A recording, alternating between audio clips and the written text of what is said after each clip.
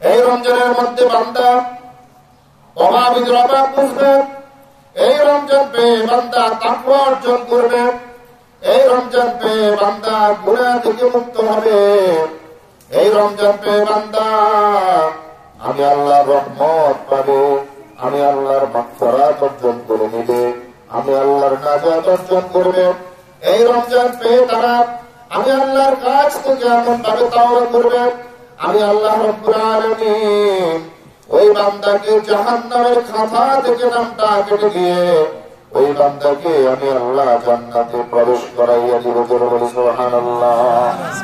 যে ব্যক্তি রমজান মাস পেল কিন্তু নামাজ ধরল না, যে ব্যক্তি রমজান মাস পেল কিন্তু রোজাগুলো রাখলো না, যে ব্যক্তি রমজান মাসটা পেল তার পাপাচার কিন্তু সে বন্ধ করে নাই, যে ব্যক্তি রমজান মাস পেল কিন্তু রমজানের পবিত্রতা রক্ষা করে নাই, আল্লাহর হাবিব বলেন এই সমস্ত মানুষের জন্য আল্লাহ রাব্বুল আলামিনের রহমত, বরকত, মাগফিরাত, নাজাত কিছুই রইল না। বলে নাউজুবিল্লাহ, আর জোরে বলে নাউজুবিল্লাহ, নাউজুবিল্লাহ।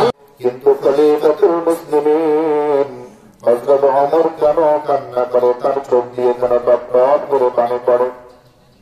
কয়েকজন সাহাবী খলিফাতুল মুসলিমিন হযরত ওমর ফারুক রাদিয়াল্লাহু তাআলা আনহুর নিকটে গিয়ে বললেন, ভাই খলিফাতুল মুসলিমিন, আজকে তো ঈদের দিন, খুশির দিন, আপনি কেন কান্না করতেছেন? আমাদের বুঝে আসছে না। হযরত ওমরের আরো জোরে কান্না বেড়ে গেল, হযরত ওমর আরো জোরে জোরে কান্না করতেছেন, টপ টপ টপ টপ করে চোখের পানি পড়ে। কয়েকবার জিজ্ঞাসা করার পরে খলিফাতুল মুসলিমিন বললেন, ও আমার ভাইরা, আল্লাহর হাবিবের সাহাবীরা, আমি কেন কান্না করতেছি তোমরা তো জানো না। আমার স্পষ্ট মনে আছে আল্লাহর হাবিব একবার এটা ঘোষণা দিয়েছেন মসজিদে নববীর মিম্বার থেকে, ঈদগাহে সমস্ত রোজাদারদেরকে আল্লাহ রাব্বুল আলামিন ক্ষমা করবেন যদি সে তাওবা করে। খাস তাওবা করতে পারলে আল্লাহ রাব্বুল আলামিন বান্দাকে ক্ষমা করে দিয়ে জান্নাত দিবেন। ওরে আল্লাহর পয়গম্বরের সাহাবীরা, ও আমার ভাইরা, কলিজার টুকরা ভাইরা, আমি কেন কান্না করতেছি? কারণটা হচ্ছে আমার মনের মধ্যে ভয়ে কাজ করতেছে।